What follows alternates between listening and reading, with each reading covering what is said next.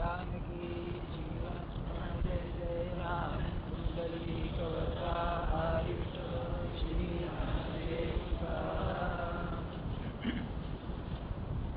आपला विषय असा चाललाय की त्यांनी आपल्याला सांगितलं देह आणि आत्मा असे दोन अस्तित्व आहेत बरं का. म्हणजे आत्मा आणि देह यांच्या अस्तित्वामध्ये जमीन आसमानांचे फरक आहे. मग देह आणि आत्मा एके ठिकाणी आलेलेच आहे. त्यातला आत्मा सत्य आणि देह असत्य असंही सांगितलं. आता प्रश्न असा, हे क्षणभर राहू द्या, हे सांगायचं कारण काय? अर्जुनाला जे वाटलं की मी विशेषतः भीष्माना आणि द्रोणांना कसं मारू, मग बाकीचे ते बांधव आहेतच, ते बांधव मानले तर काय, हे इंग्लंडने युद्ध जिंकलं ना हे, तेव्हा त्याने असं म्हटलं चर्चिलनी की हे युद्ध आम्ही जिंकलं खरं, पण युद्धाचे जे परिणाम आहेत ते अतिशय भयंकर आहेत. किती माणसं मेली याची काही कल्पना आहे का? जगून करायचंय काय? एक उदाहरण सांगतो आपल्याला. बर्लिनमध्ये एक कुटुंब राहत असे. ते वयस्कर आई बाप होते, आजोबा आजी झालेले, आणि त्या बंबार्डमेंटमध्ये त्यांचं घर सगळं उद्ध्वस्त झालं. सगळी माणसं मेली, एक म्हातारी तेवढी राहिली. आणि झालं, तहबीर झाला, सगळं झालं. त्या म्हातारीने काय करायचं? पहिल्यांदा ती अनाथगृहामध्येच तिला ठेवलं होतं. पुढे करायचं काय? तर ती मग म्हातारी हे शिकली, त्या मॉन्टेसरीचा कोर्स केला म्हातारीने. 65-68 वर्षाचं वय, आणि लहान मुलांच्या शाळेमध्ये ती नोकरी करायची. तिला असे ते true stories of the world war म्हणून त्याच्यात दिले त्यांनी. तर तिला विचारलं की तू जगतेस कशी आता? सगळी माणसं गेली. ती म्हणाली मी काय करू, माझं प्रेम माझ्या नातवांच्या वर फार होतं.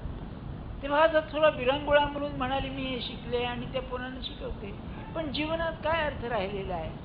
हा अर्जुनाचा प्रश्न आहे की ह्यांना मारून मग मी करू काय? मला राज्य मिळेल, अरे पण ज्यांच्या करता, ज्यांच्या बरोबर राज्याचं सुख घ्यायचं तीच माणसं राहणार नाहीत, मग करायचंय काय? हे असा प्रश्न होता. हा प्रश्न केव्हा निर्माण होतो? आपण जन्माला आल्यानंतर आपल्या बरोबर कोण जन्माला यावे हे आपल्या हातात नाही. आपले समकालीन कोण असावे हे आपल्या हातात नाही. आता त्याच्या वेळेला सुद्धा युद्धामध्ये तुम्ही विचार करा, हिंदुस्थानामध्ये इतकी माणसं होती, काय रणांगणावर आली होती? नाही. त्यापैकी क्षत्रिय तेवढे झाले. अहो, एक क्षत्रियांची पिढी सगळी नाहीशी झाली असं म्हणतात त्यावेळेला. आणि तेव्हापासूनच मग हिंदू धर्म सुरू झाला असं म्हणतात. वैदिक युग संपलं असं आपले इतिहासकार सांगतात. त्यातल्या त्यात सुद्धा बघा, काही अर्जुनाच्या बाजूला, काही दुर्योधनाच्या बाजूला. बरं, त्यातले मरणार सगळे सगळे म्हणजे जेवढे जास्त मरतील तेवढे मरणार, कोण जगणार याचं काय सांगावं? म्हणजे हा जो त्याचा मोह होता हा आकुंचित दृष्टीचा होता. हे आमचे लोक त्याच्या वेळेला का जन्माला आले याला काय सांगता येईल? एक गंमत आहे, एका माणसाचं मुलीचं लग्न होत नव्हतं. तेव्हा तो महाराजांच्याकडे आला आणि म्हणाला काय करा महाराज, म्हणलं इतकं झालं मुलीचं लग्न होत नाहीये. तर सहज म्हणाला तिचा नवरा जन्माला आलाय की नाही कोणाला ठाऊक, बरं का. तेव्हा महाराज म्हणाले अरे आपल्याकडे अजून म्हणले नवरा लहान नसतो मोठाच असतो, तेव्हा तू आलाच असला पाहिजे. पण लगेच सत्पुरुष तर सत्पुरुष लगेच हळूच म्हणाले पण लग्न व्हायचं असलं तर, नसलं व्हायचं तर नाही का. म्हणजे हेतू सांगण्याचं काय आपल्याला की माझ्या समकालीन कोण असावे हे माझ्या हातात नाहीच आहे, आहे म्हणून आहे. तेव्हा त्यांना मारण्याचा माझ्यावर जो प्रसंग आला तर मी करतो असं नव्हे, ही नियतीच अशी आहे, हा प्रसंगच असा आहे. याला ते युरोपियन तत्वज्ञ ह्युमन सिच्युएशन असं म्हणतात. हे असं का माहिती नाही मला, असं झालंय खरं बरं का. तेव्हा त्याचं तू दुःख करू नको हे सांगताना, अरे त्यांना त्यांचे देह आलेले आहेत, ते देह जाणारेच आहेत, तू मारलेस तरी मरतील असं नव्हे, नाहीतरी मरणारेच आहेत, तेव्हा तू आपलं कर्तव्य म्हणून कर बरं का, असा विषय चाललेला आहे.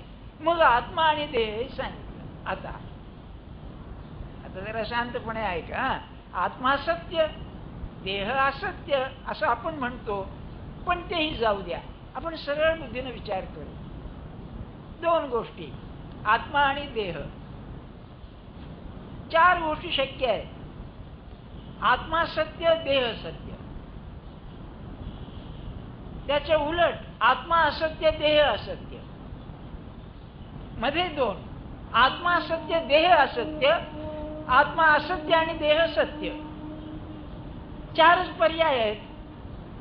यापैकी शेवटचा जो पर्याय आहे, आत्माही असत्य आहे देही असत्य आहे, हा भाव आहे. विचारच करता येणार नाही. पहिला जो आहे, आत्माही सत्य आहे देही सत्य आहे, हेही खरं नाही. कारण सांगतो आपल्याला. सत्याची व्याख्या काय? एक 20व्या शतकाच्या आरंभी इंग्लंडमध्ये एक अतिशय मोठा विचारवंत होऊन गेला नीतिशास्त्रावर, T.H. ग्रीन नावाचा. त्याचा एक ग्रंथ आहे, नीतिशास्त्राची प्रस्तावना, प्रॉलेगोमेना टू एथिक्स. त्याच्यात त्यांनी सत्याची व्याख्या दिली आहे. जरा चमत्कारिक आहे, इंग्लिश सांगतो आपल्याला. Truth is that which is unalterably there. भीष्माने सुद्धा हीच व्याख्या केली आहे. सत्यम नित्यम अविकारी तथैवच. ते सत्य आहे आणि अविकारी आहे, अनऑल्टरेबली देअर. बरं का, जर ही सत्याची व्याख्या असेल आणि आत्मा तुम्ही सत्य मानता, तर तो तसा आहे, देह तसा नाही, देह विकारी आहे. म्हणून पहिलं जे आहे, दोन्ही सत्य हे खरं नाही. आत्मा सत्य आहे, देह शक्यच नाही खरं असणं. आम्हाला तो खरा वाटतो आहे, हे लफडं आहे, हे सोडून द्या. खरं भानगड तिथे आहे. आणि त्या ओव्या आज मागच्या रविवारी सांगितल्या, पुढच्या 4 ओव्या आपण पुढच्या वेळेला सांगू की आत्मा सत्य आहे, देह असत्य आहे. आता पुढचं जे आहे 2, ते आपल्याला घ्यायचं कारण नाही. देह सत्य आणि आत्मा असत्य हा नास्तिकवाद आहे.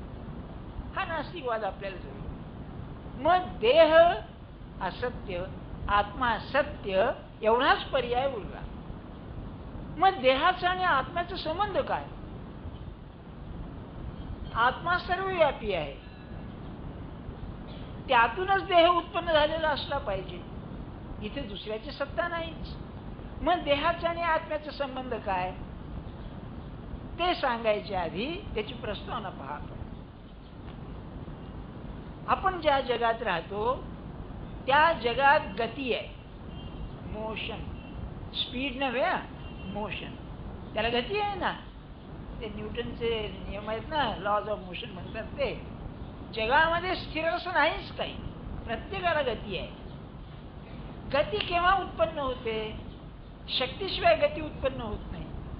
कुठून तरी शक्ती पाहिजे, नाही का, त्याशिवाय गती नाही.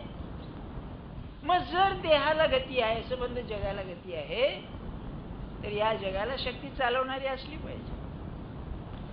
बरं, आत्म्याशिवाय जगात दुसरं काही नाही आणि जगाला शक्ती चालवते, तेव्हा ती शक्ती आत्म्याचीच असली पाहिजे. त्याला माया असं म्हणतात. माया माया म्हणजे काय?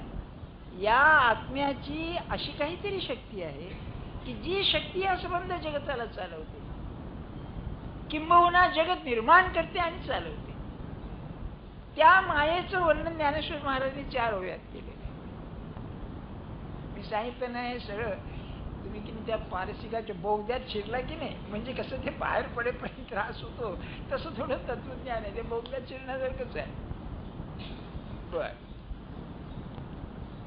शक्ती काम करते ना, ती केव्हा करते? पहिली ओवी म्हणाले, येर मध्ये जे प्रतिभा असे, ते निद्रिता स्वप्न जैसे, तैसा आकार हा माया वशे सत्स्वरूपी. त्यांची की नाही एक खुबी आहे, अगदी थोडक्यामध्ये एवढा अर्थ भरून टाकतात. इंग्लिशमध्ये याला टर्सनेस असं म्हणतात. थोडक्या ह्याच्यात एकदम फॉर्म्युला सारखं असतं, एवढा फॉर्म्युला एवढा अर्थ. सत्स्वरूपी म्हणजे परमात्म स्वरूपामध्ये हा संबंध जो जगाचा विकार दिसतो आहे, आधार सगळा विश्वाचा आकार हा दिसतो. कसा दिसतो म्हणाले?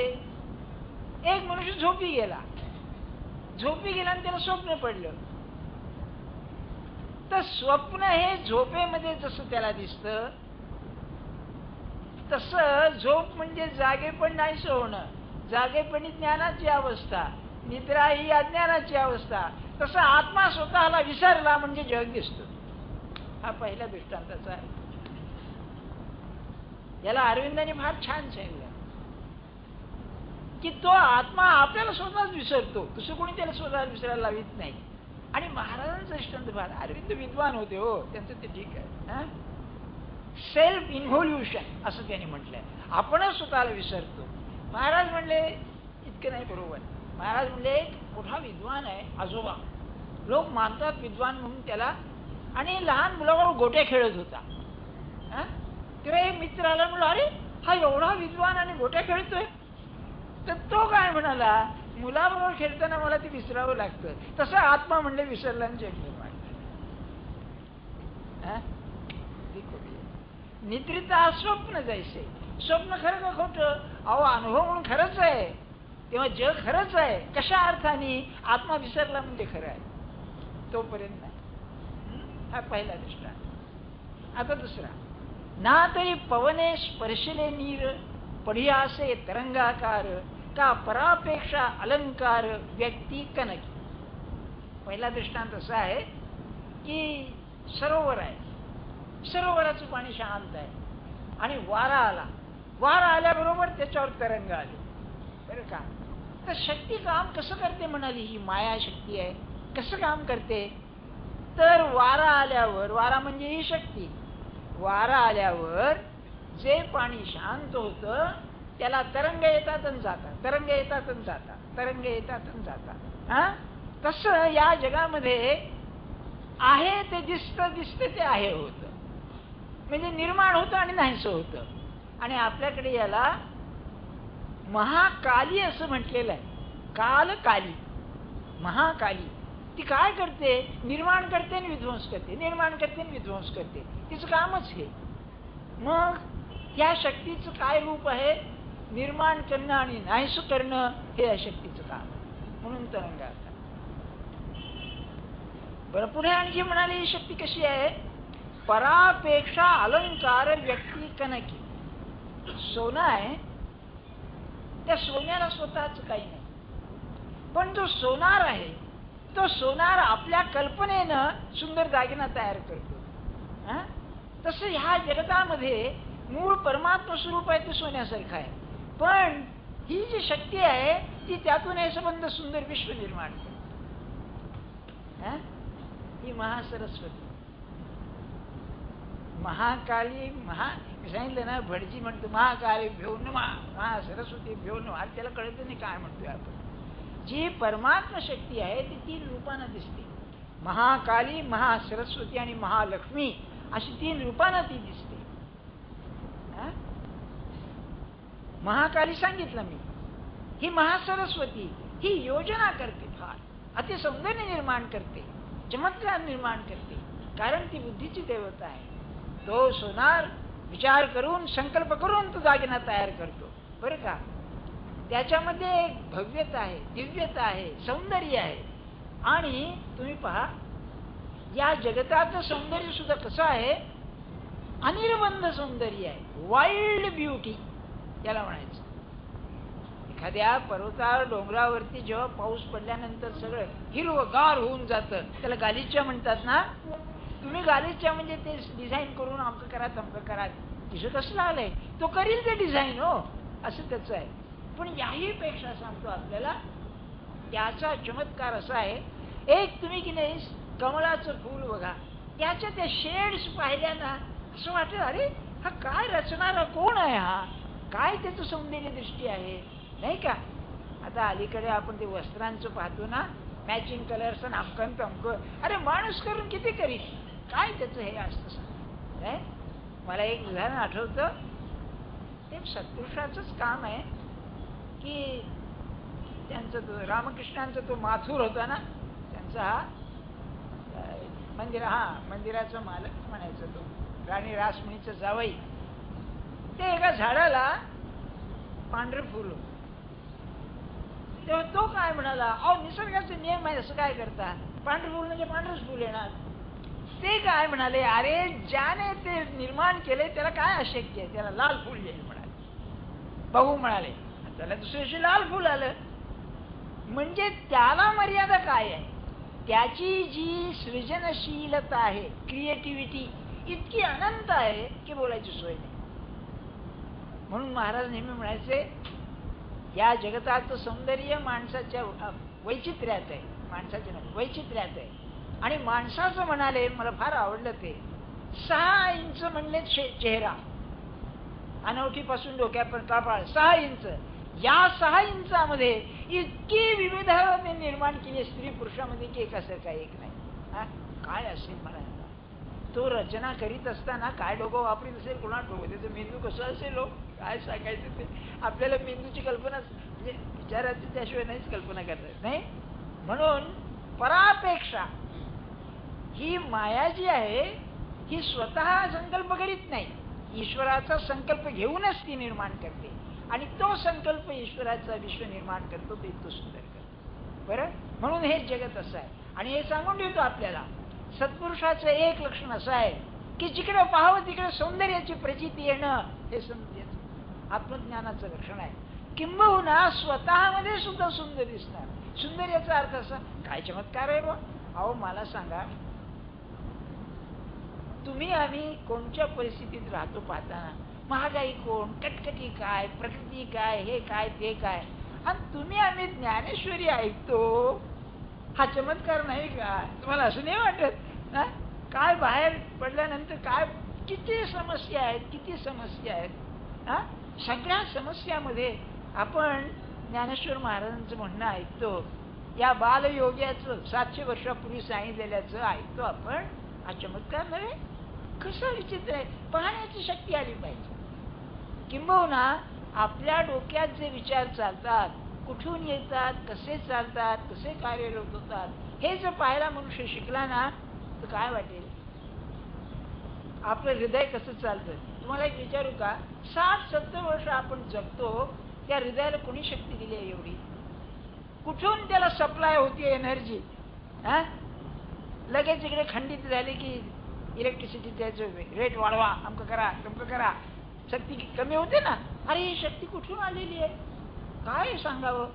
किती शरीरात भानगडी होत असतात, शरीर चालवतं. हे शरीराचं सौंदर्य पाहणं, हे पाहायची शक्ती येणं म्हणजेच की नाही मायेचं खेळ पाहणं. आणि जो मायेचा खेळ पाहायला शिकला त्याला परमेश्वराच्या अतिभव्यतेची कल्पना येईल. यार त्याचं हे आहे, तू काय असला पाहिजे, तू हे त्यातलं मरण आहे. आज नुसतीच राष्ट्र. आता 4था, तैसे सकळ हे मूर्त जाणपा माया कार्य.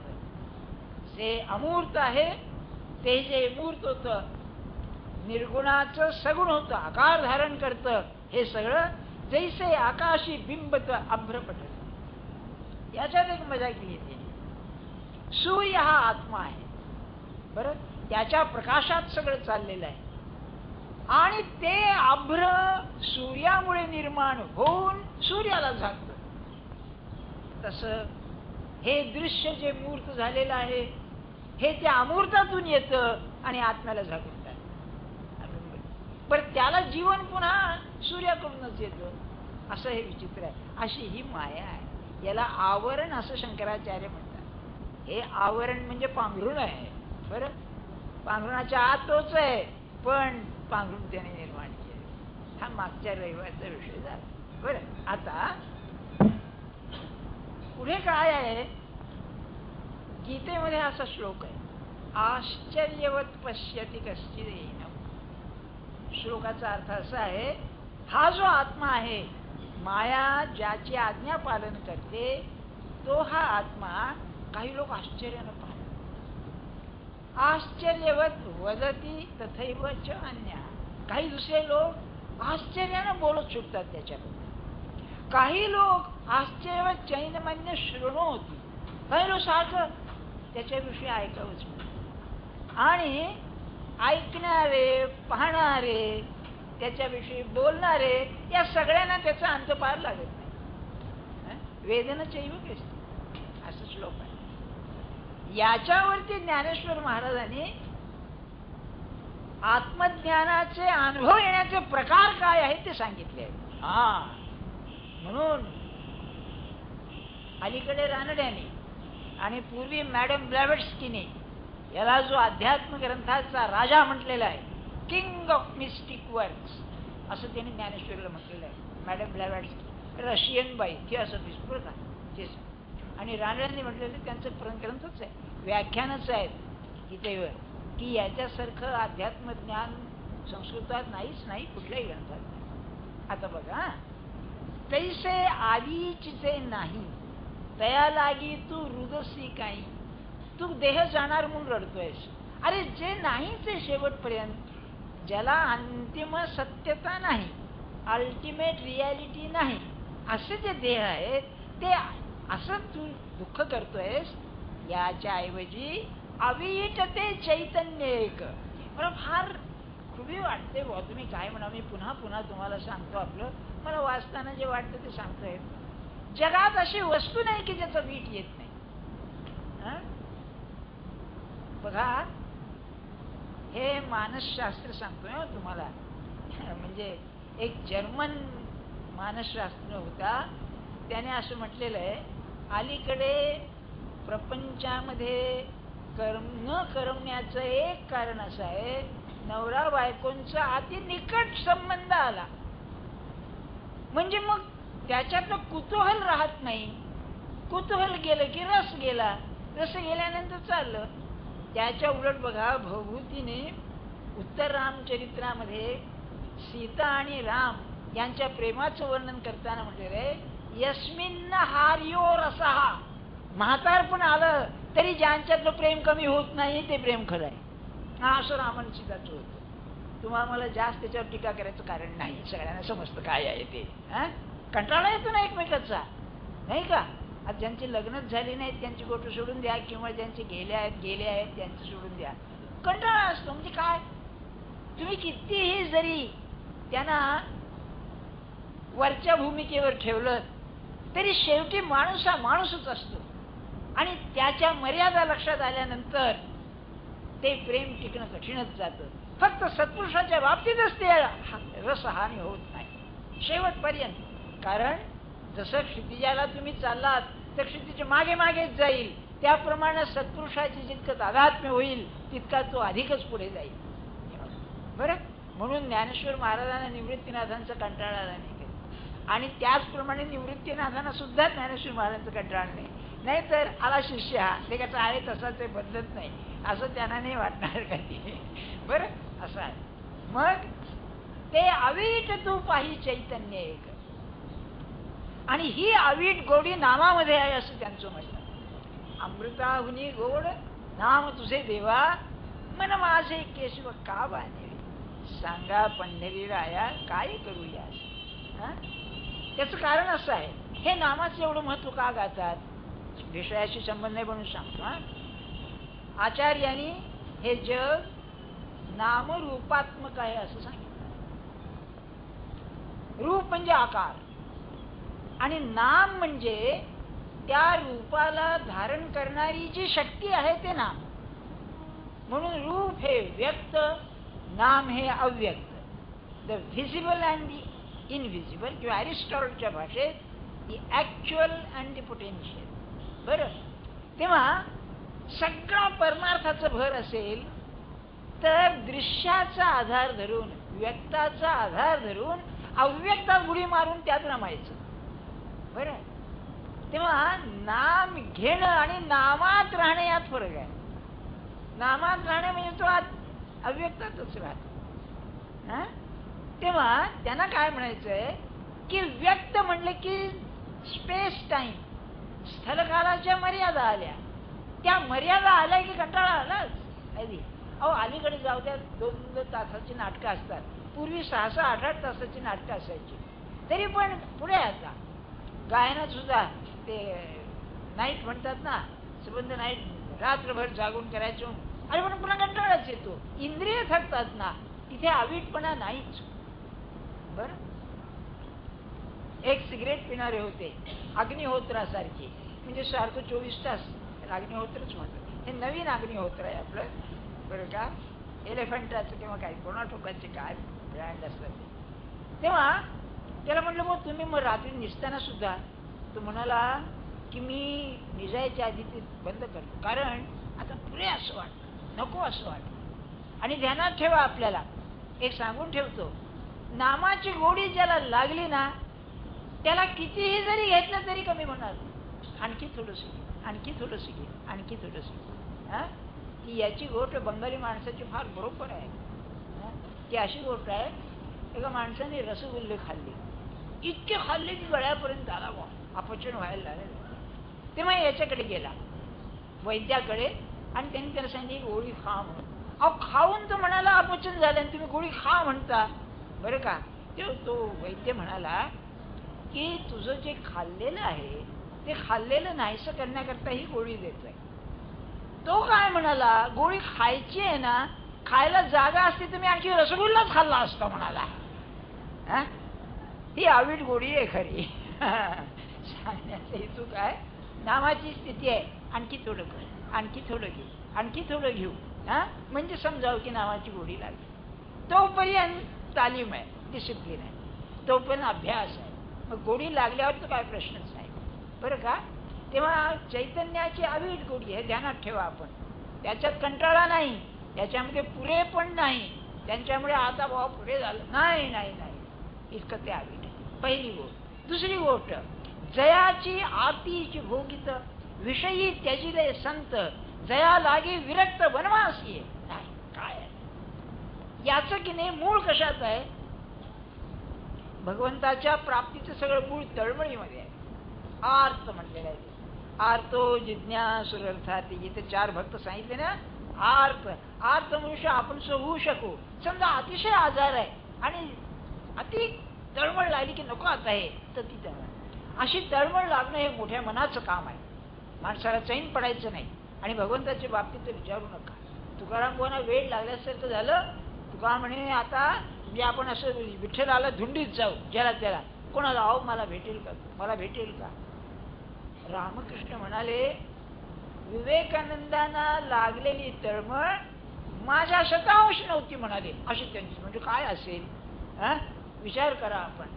आणि खरंच जर असेल ना, माझ्या सगळ्यात मी तुम्हाला सांगतोय, आपण आध्यात्मदृष्ट्या मेलेले आहोत, आपल्याला खरी तळमळ आहे. अगदी रोजचा नियम करताना सुद्धा आता केव्हा मी बसतोय असं काही होत नाही आपल्याला. आता करायचं आहे बाबा, देवाची पूजा करून टाकली एकदा, त्याच्यापैकी आहे ते ना, तळमळ नाही बघा. आणि सत्पुरुषाच्या सहवासात जर काही मिळत असेल तर तळमळ आहे. तो पेटलेला असतो ना, मी त्याला असं म्हणतो पेटलेला. तो कसा पेटलेला आहे, मला एक फार सुंदर कल्पना आली. पानाची गादी असते ना, त्या गादीवरती एक सुंब जळत असतो बघा, हे लांब दुरी असते, ती जळत ठेवतात, सकाळी लावून ठेवतात, संध्याकाळपर्यंत हजारो लोक बिड्या पेटून घेऊन जातात त्यावर. असा सत्पुरुष असतो, तो पेटलेला आहे. केव्हाही जा त्याच्या जवळ, त्याच्यात तळमळीला आहे. काय सांगू तुम्हाला, तात्यासाहेब म्हणायचे, केतकर तात्यासाहेब, मला म्हणले पाहिलं 40 वर्ष महाराजांना पाहतोय मी, एक दिवस महाराजांची तळमळ कमी आहे मी पाहिलेलं. काय असेल जिवंत पण त्या माणसाचं, काय असेल विचार करा आपण. याच्या उलट बरोबर आपलं हो, कधीतरी वर्षातून एखाद्या वेळेला यायची तळमळ. उत्सव करा, जप करा, यात्रा करा, काय नाही केलं नाही आपल्याला, ते चढतच नाही. काय भाषा वापरतो माफ करा. काय म्हणूनच त्याला हे मुसलमान साधू, सुफी साधू दारू म्हणतात. मेरी दारू सोय. अरे हे भगवंताचं स्मरण माझी दारू आहे म्हणाली, नशा चढते त्याची. खरोखर असं आहे, बेहोश होतो ना तो, काय सांगायचं बघा. म्हणून ज्ञानेश्वर महाराजांनी शब्द वापरले, जयाची आरतीची भोगीत. हो, त्याचा एक भोग आहे तळमळ लागण्याचा. विषयी त्याजिले संत, संतांनी विषय सोडले. विषय म्हणजे तुम्हाला सांगतो, विषय शब्द असा आहे, दृश्याचं प्रेम हा विषय आहे. महाराजांची व्याख्या फार अप्रतिम आहे. भगवंताला सोडून जे सगळं आहे तो विषय म्हणाले. पण तत्वज्ञानाच्या दृष्टीनं जे मी वेगळेपणाने भोगतो तो विषय. द्रष्टा आणि दृश्य, सब्जेक्ट अँड द ऑब्जेक्ट असा जो भेद द्वैताचा आहे तो विषय. तर सगळं दृश्य, दृश्याचा हा त्याचा अर्थ आहे.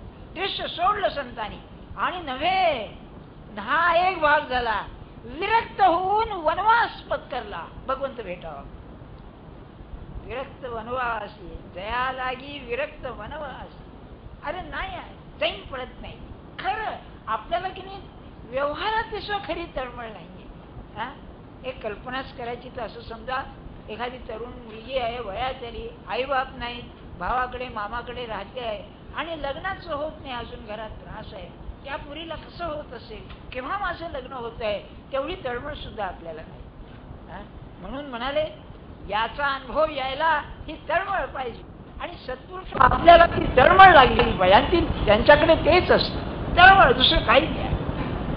काय असेल आपण म्हणून सांगतो ना, आपण अध्यात्मदृष्ट्या मृत होत आहोत, मेलेले नाही. नाही तर ज्ञानेश्वरी ऐकायला कशाला येतोय? हो, मेलेले नाही पण मृत होत आहोत, एवढी गोष्ट मात्र खरी. कसा पाहिजे हा. म्हणून एक एक ओवी तुम्हाला काय सांगू या पुरुषाची. एवढं सगळं युरोपियन लोकांनी या विषयावर जे लिहिलेलं आहे ते वाचून असं वाटतं एवढ्या थोडक्या भाषेमध्ये हा पुरुष सांगतोय.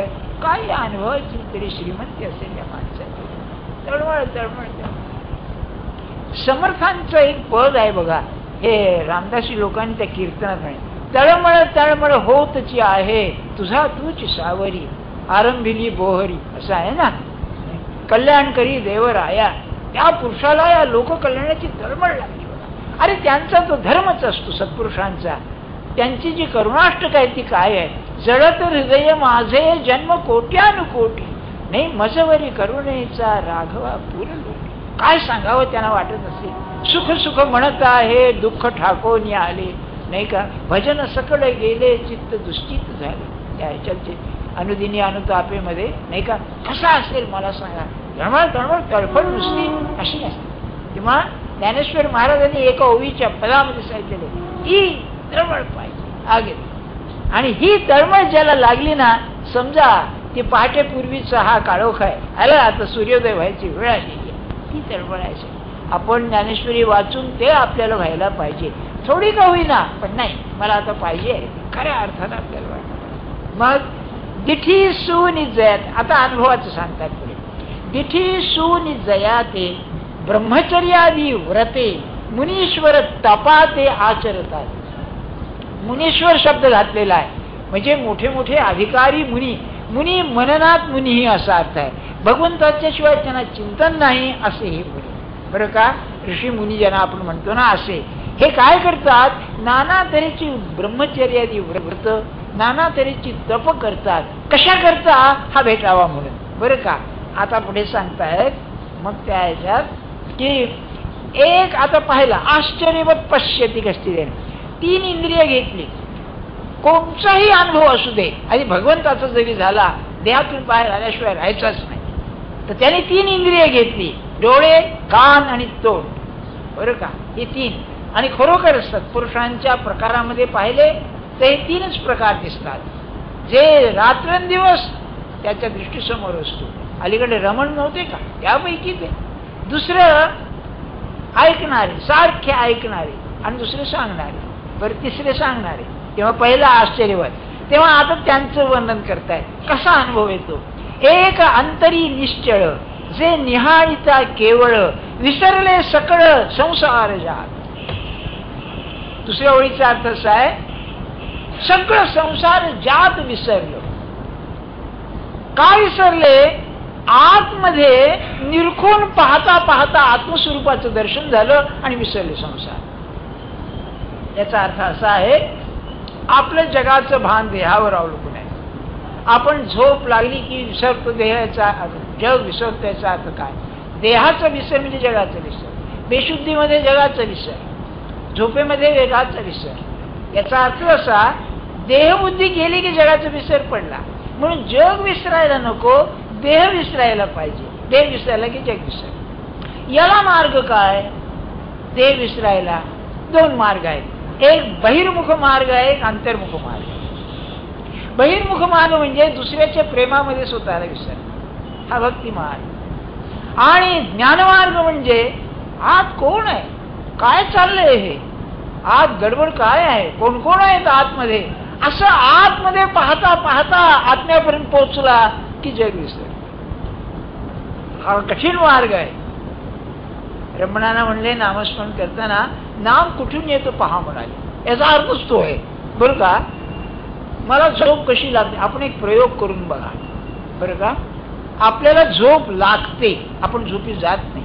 म्हणजे मी झोप घेतो नाही, ती माणसं निराळी. गीतेमध्ये त्याला गुडाकेश म्हटलेलं. अर्जुनाला गुडाकेश, गुडा म्हणजे निद्रा, त्याचा स्वामी. पाहिजे तेव्हा नुसतं आलो पाहिजे. एकदा की नाही मी ज्या हॉस्टेलमध्ये होतो, 4 वर्ष होतो, 1-2 नाही, तिथे की नाही कॉम्पिटिशन लागली. सगळ्यात जास्त निसतो कोण, म्हणलं वा. एक मनुष्य 18 तास निजला बघा. हो, त्याचं नाव मांडके म्हणून. 18 तास निजला, अहमदनगरचा मुलगा. आणि खरंच त्याला म्हणजे झोप लागलेली होती. पण कसं आहे, तुमची आमची झोप जर पुरी झाली ना, पुन्हा निजू म्हणलं तर तुम्ही डोळे झाकून पडा, झोप नाही लागायची.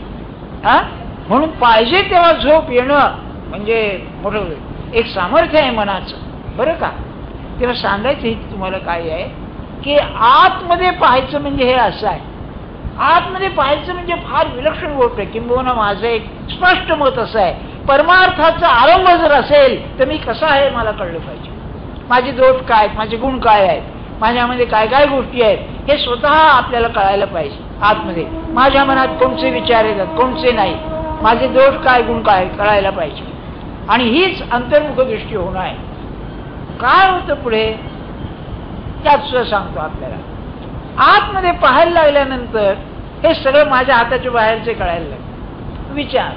तुम्ही विचाराकडे पाहायला लागल्यानंतर अरे सगळे नको ते विचार येत आहेत, कुठून येत आहेत, म्हणजे माझ्या हातात नाही. असं खोल जाता जाता पहिल्यांदा आपल्याला भगवंताच्या शक्तीचं दर्शन. माझं अन्नपचन होतं, मी काय करतो त्याकरता, नाही का. माझा मेंदू चालतो, मी काय करतोय त्याकरता.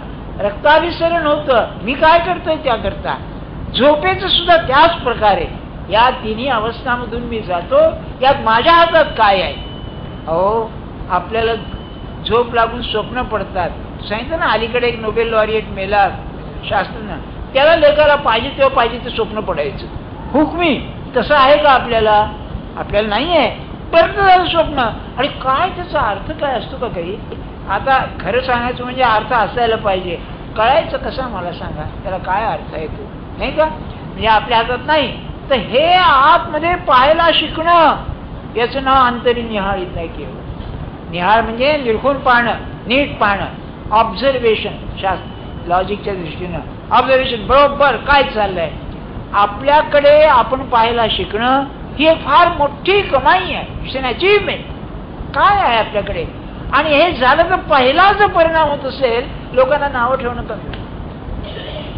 हो, पण मी कसं आहे मला दिसेल ना. महाराजांचं एक वाक्य फार छान आहे. महाराज म्हणाले अलीकडे एक्सरे हाडं पाहतात, तसंच जर एखादं यंत्र निघालं आणि माझं मन मला पाहता आलं तर माझं मला सहन होणार नाही. इतकी घाण भरलेली आहे आतमध्ये. नको त्या फालतू गोष्टी किती भरलेल्या आहेत मला सांगा, नाही का. ते इंग्लिशमध्ये म्हण आहे ना, ते फार बरोबर आहे. आपली स्थिती तशी आहे. शेजारी कोण, आपल्या घरातल्या भानगडी आपल्यापेक्षा ज्याला माहिती असतात तो शेजारी म्हणाला. म्हणजे नसते फुकटच. किती भरतो आपण, किती भरतो आतमध्ये, नाही का. अर्वाच्यपणे जसं आपलं लहान मुलासारखं आहे, जे समोर मिळेल ते तोंडात घालतात की नाही तिथं आणि पोरं, तशी स्थिती आहे. काहीतरी घेतोय आतमध्ये, घेतोय आतमध्ये, घेतोय आतमध्ये. याचं काय झालं, एक ग्रस्त मुंबईत नवीन आला, विद्यार्थी आमच्या बरोबरचा, तो फिरायचा आज या रस्त्याला त्या रस्त्याला.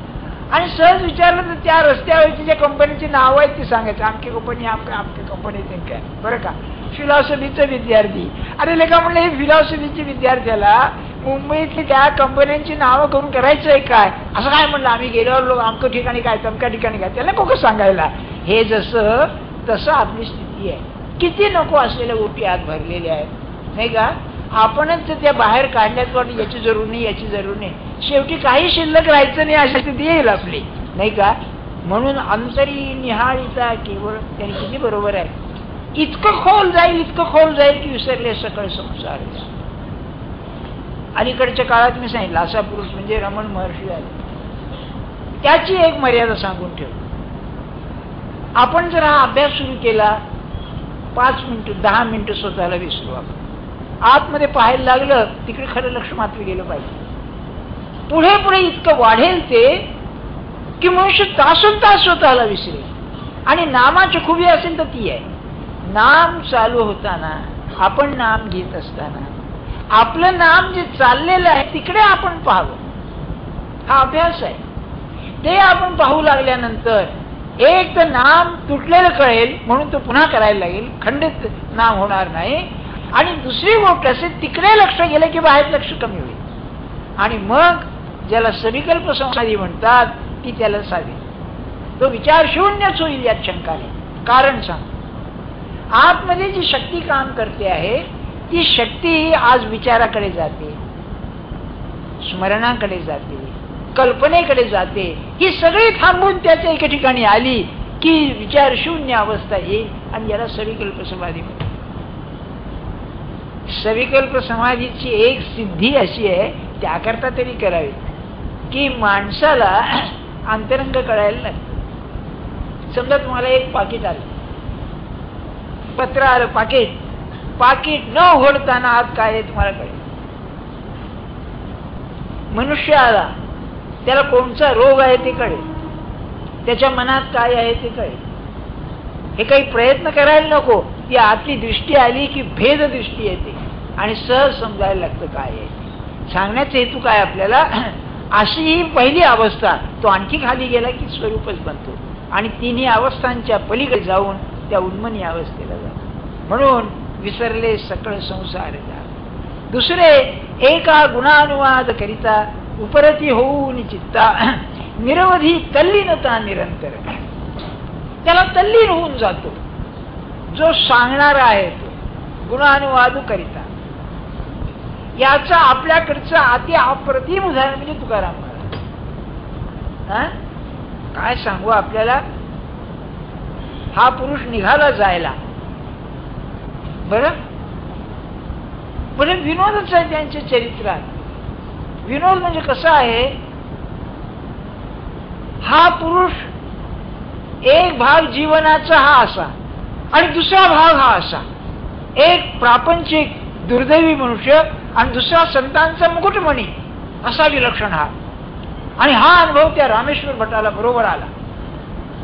त्यांनीच त्यांची ही केली ना, निंदा केली, शिक्षा करा, अमकं करा, तमकं करा. आणि त्यांना जेव्हा ते कळलं की हा निराळा पुरुष आहे तेव्हा त्यांनी त्यांचं वर्णन केलंय, भक्ती ज्ञाने आणि वैराग्य आगळा. भक्ती ज्ञान आणि वैराग्य आगळा म्हणजे श्रेष्ठ, ऐसा नाही डोळा देखिएला.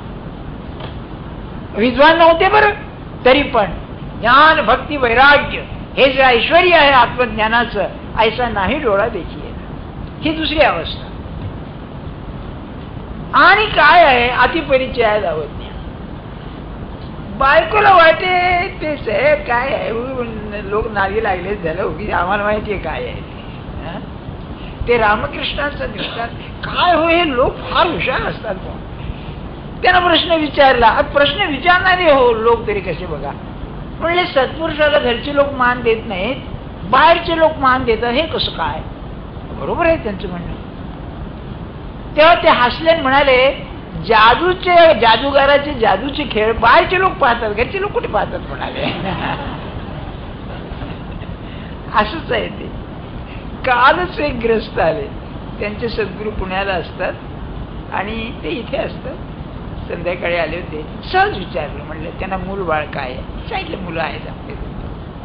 तर ते आपणच म्हणाले, आम्ही विचारलं नाही.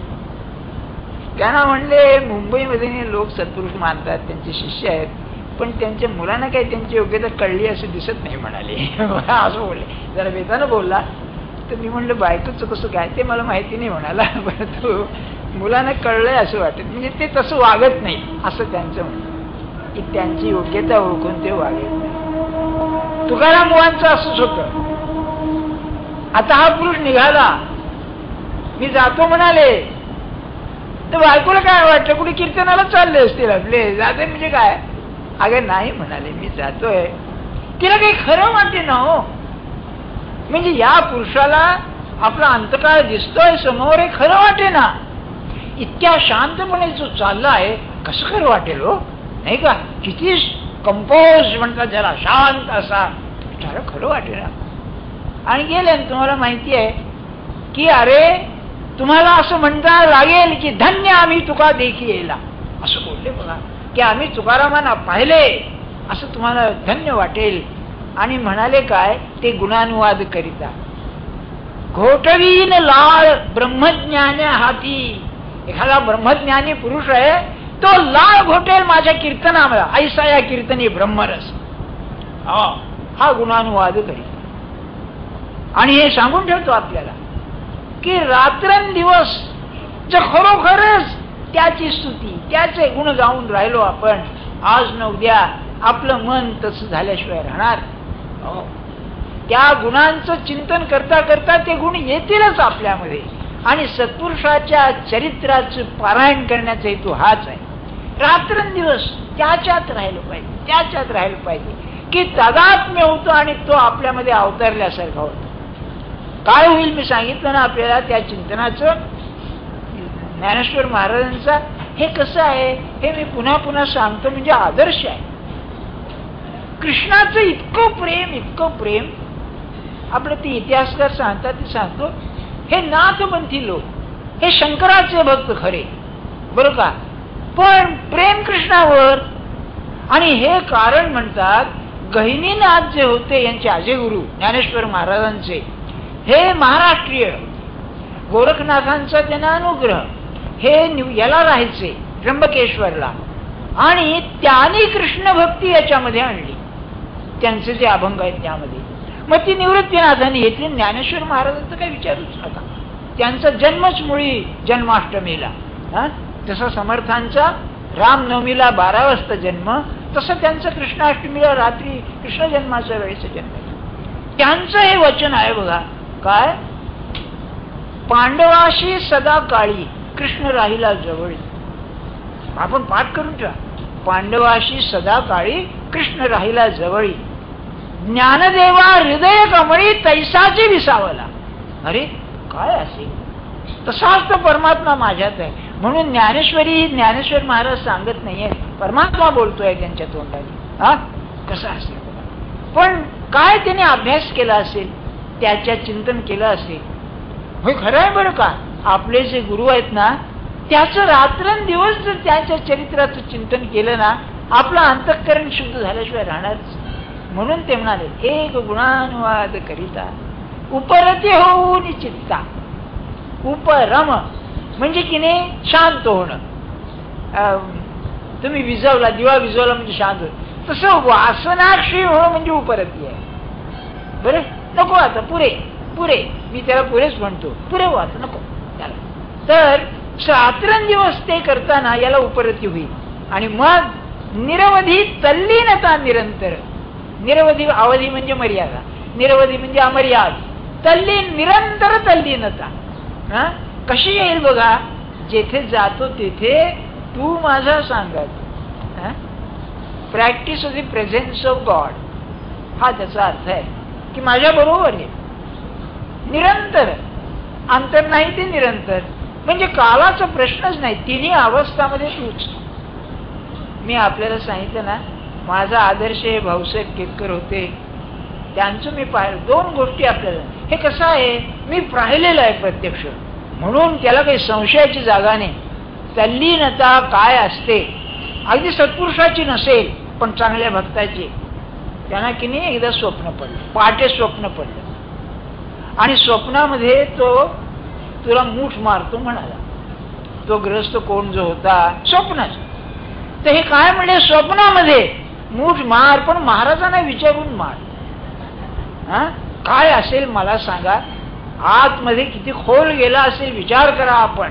ही एक गोष्ट. आणि दुसरं याच्याही पलीकडे 92 वर्षाचं वय होतं आणि थकले होते. त्यांना भ्रम व्हायचा मधून मधून. डॉक्टर म्हणाले रक्त पोचत नाही मेंदूला, त्यामुळे हे असं होतं. तेव्हा मी हजर होतो, मलाच ते बोलले. संध्याकाळी 4चा सुमार, 1939 साल. महाराजांना 1913 साली गेलेले, म्हणजे कल्पना करा किती वर्ष होऊन गेलेली. आणि मला म्हटलं अरे अरे महाराज आले, महाराज पाठ मांडा, त्यांची आरती करा. म्हणाले काय बसलात काय? भाऊसाहेब अहो संध्याकाळचे 4 वाजले, 1939 साल. अरे हो की म्हणाले. हा भ्रम. भ्रम कसला? आपल्या गुरुचा भ्रम आले, गुरु आले, हा भ्रम झालेला. हा काय मनाची अवस्था असते, निरवधी तल्लीनता निरंतर. याच्याही पलीकडे रात्रंदिवस जो तद्रूपच झाला नाही का, काय असेल त्याची. मला तुकाराम महाराजांचं भागवत, त्यांनी की नाही हे केलंय, शेंदे असतात ना, शेंदे म्हणजे या कडुलिंबाची ते लिंबोणी असतात बघा, ते पहिल्यांदा कडू असतात आणि सेल गोड होते, नंतर ती पिकली म्हणजे गोड होती ती नाही का. तर म्हणाले पिकली या शेंदे कडू पण गेले, तैसे या विठ्ठले केले मज. कामक्रोध हे तो निमाले ठाईची, आनंदाची सृष्टी झाली. आहा काय असेल, रात्रंदिवस रात्रंदिवस नाही पाहत पांडुरंग दिवस. का केलं? साठविला हरी हृदय मंदिर. त्याची निरवधी गुणानुवाद करिता. काय ज्ञानेश्वर महाराजांची टीका आहे हो नाही का. भगवंतांनी सांगितलं की सारखं ऐकतो, कसं बघा सारखं तो, दुसरं नाहीच. एखाद्या बाईला उशिरा मूल व्हावं, मूल छान असावं, ती जसं सारखं त्या मुलाचं गुण गाते लोकांजवळ, असा आहे माझा मुलगा, तसा आहे. त्याच्याही पेक्षा याच्यावर दृष्टांत तरी काय द्यायचा. प्रेमाशी दुसरं नाहीच काही भगवंताचं. बरं तल्लीनता निरंतर. मग तिसरं एक ऐकताची निवळाले, ते देहभावी सांडिले. श्रोते म्हणून सांगितलं ना, आता कानाचं आलं की इतकं लक्ष देऊन ऐकलं, ऐकल्याबरोबर देहभाव गेला, विसरले स्वतःला. एक अनुभवे पातले तद्रूपता. हा फार मोठा अधिकार आहे बॉस. तुम्हाला सांगतो, बोलण्याचा अधिकार फार असतो या बाबतीत, त्याला श्रद्धा लागते. असं आहे, समजा तुमचं पोट दुखत आहे आणि मी तुम्हाला म्हटलं, तुमचं आपलं मामूली मनुष्य, मी मित्र तुमचा, तुम्हाला म्हटलं हो जरा कठीण दिसतं, कॅन्सर बिन्सर दिसतंय बरं काय, बरोबर नाहीये बरं का. तुम्ही घाबरता, अहो काय बा काय सांगावं, मना संशय येतो. आणि एका एक्सपर्टकडे, टाटा हॉस्पिटलमध्ये एक्सपर्टकडे गेला आणि त्यांनी ती बायोप्सी केली, सांगितलं. डॉक्टर म्हणाला छे काही नाही म्हणला, ते काय मॅलिग्नंट नाही आहे. हा त्यांचे ते शब्द आहेत बरं का, मॅलिग्नंट नाही आहे. तुम्हाला विश्वास बसतो का नाही? नाही का, त्याचा अधिकार आहे तो सांगण्याचा. तसं आपण जर सत्पुरुषाकडून ऐकलं, श्रद्धेनं ऐकलं, बस काही नाही असंच आहे, काम झालं, तद्रूपता निरंतर झाली त्याची. आणि याचं उत्तम उदाहरण अलीकडच्या काळामध्ये ते निसर्गदत्त महाराज बरं का, त्यांचं एक पुस्तक आहे आत्मज्ञान म्हणून. त्याच्यामध्ये त्यांनी असं लिहिलंय, मी नामस्मरण करीत होतो, पुष्कळ नामस्मरण केलं. ते सिद्धरामेश्वर, त्यांचे सिद्धरामेश्वर ते म्हणाले अरे तू तोच आहेस. आज त्यांचं वाक्य आहे. ते म्हणाले माझा विश्वास बसला, झालं माझं काम. म्हणाले 4 महिन्यात म्हणाले मला आत्मज्ञान कर. हा आमचा गुरु रात्रंदिवस कानी कपाळी ओढते, अरे नामस्मरण कर नामस्मरण कर, तरी पण आले की गेलं सगळं. मी तुम्हाला एकदा सांगितलं ना, एका जर्मन माणसाने एक ग्रंथ लिहिला, दी फिलॉसॉफी ऑफ बट म्हणून. होय म्हणजे सगळं तुम्ही बोललात, पण म्हणलं की सोळ्यावरती पाणी. काय सांगावं. म्हणून म्हणाले एक ऐकताची निवाले. एक सांगून ठेवतो आपल्याला, सत्पुरुषाच्या बोलण्यामध्ये असा काहीतरी रस असतो की ऐकणाऱ्याच मन शांत होतं, प्रेम भरलेलं असतं, अनुभव भरलेला असतो, तुमच्या कल्याणाची तळमळ असते. म्हणून भाऊसाहेब म्हणायचे महाराजांच्या बोलण्यात विशेष रस असेल, असं ते म्हणायचे. ते खरंच आहे, त्या बोलण्यामध्ये असं काही असतं की मनावरती परिणाम. इकडची बाजू मात्र पाहिजे, रिसेप्टिव्हिटी असं त्याला इंग्लिशमध्ये म्हणतात मानसशास्त्रात. की त्याचा परिणाम होणं एक प्रकारे हिप्नॉटिझमचाच प्रकार आहे. तुमचं मन बदलणं हे सुद्धा त्या शब्दाने हा हिप्नॉटिझमचाच प्रकार, पण हेल्दी आहे, निरोगी आहे, तो लबाडी नाही त्यामध्ये. तेव्हा त्यामध्ये आपली बाजू जी आहे ना ती घेणारी पाहिजे, नाही तर काय सांगा. अहो लोकमान्य टिळकांनी गीता वाचून तयार झाले. अरे जे रिसेप्टिव्हिटी ग्रहण क्षमता होती ना, घेणार पाहिजे नाही का, तर ते तयार होईल, नाही तर कसं होईल. म्हणून ते म्हणाले एक ऐकताची निवाले. आणि काही लोकांचे त्याच्यात असतात इतकं प्रेम इतके असतं, दोन गोष्टी बोलल्या की मन शांत होतात, घेणारी पाहिजे. तेव्हा एक ऐकताची निवाले. काय परिणाम झाला, देहभावी सांडिले, गेला देहाला विसरच पडला. आणि मग अनुभवे पातले तद्रूप होता, भानकडे चुरली नाही काही. ते मी पुन्हा आपल्याला भाऊसाहेबांचं सांगतो, मला अगदी आवडलं. अहो काय इतके लोक जागत त्यांचे, काय बोलणं चालणं सगळं. महाराज काय म्हणले, भाऊसाहेब आजपासून ही सगळी मुलं माझी म्हणल्यावर संपले आणि सोडलंच. अरे काय बुवा, देहभावी सांडिले, माझी मुलं ते गेलं. मी म्हटलं भाऊसाहेब तुम्ही असं कसं केलं. तर ते काय म्हणाले, अहो एवढा मोठा मनुष्य म्हणतोय मी जबाबदारी घेतो, मग आपल्याला द्यायला काय हरकत. आम्हाला 1000 वेळा सांगतात तरी पण आहे ना मध्ये. मग शेवटी आपलं मन तयार करायला काय ज्ञानेश्वर महाराजांनी वर्णन केले, 3 मार्ग सांगितले. बर बर बर. मग आता सांगतायत, आपली वेळ होत आली. म्हणाले एक समुद्र आहे, त्या समुद्रामध्ये 10 नद्या येत आहेत. त्या नद्या येथून त्यात पाणी टाकतात. माझ्यामध्ये जागा नाही असं समुद्र कधी म्हणत. तसं हे आत्मस्वरूप असं विशाल आहे. या मार्गाने आला, या मार्गाने आला, या मार्गाने आला तरी तो त्यात सामावून जातो. जैसे सरिता ओघ समस्त समुद्रा माझी मिळत, परी मागवते न समात परतले नाही. समात म्हणजे आता नाही बा तुला जागा नाही म्हणून काही समुद्र त्या नदीला परत पाठवत नाही. तैसिया योगीश्वरांच्या मती मिळणी सवे एक वटती, परीचे विचारून पुनरावृत्ती भजती चिना. पुन्हा जन्म नाही. या त्यांना योगी म्हटले सगळ्यांना. भगवंताशी योग साधणारे हे यांच्या जी आत्म ठिकाणी स्थिर झालेली मती आहे ही सगळी एके ठिकाणी येते आणि एका जागी गेल्यामुळे त्यांना परत येणं पुन्हा माहिती नाही. मग पुढचा देही नित्यमबद्ध्यम समरी आहे, मग सारांश आहे या सगळ्याचा. आणि तो झाल्यानंतर ही थिअरी झाली. आणि मग स्वधर्ममपीचा आवेश. आता व्यवहार बघ काय आहे, तुला लढणं योग्य आहे. मग तू क्षत्रिय आहेस तेव्हा क्षत्रियाला असं युद्ध येणं म्हणजे भाग्याची गोष्ट आहे. तू नाही मग तुझे बरोबर नाही. हा पुढे व्यवहार आहे, तो पुढच्या रविवारीचा. जानकी जीवन स्मरण जय जय राम. भूपती राघव राजा राम. पतित पावन सीताराम. राम भूपती राघव राजा राम. पतित पावन सीताराम.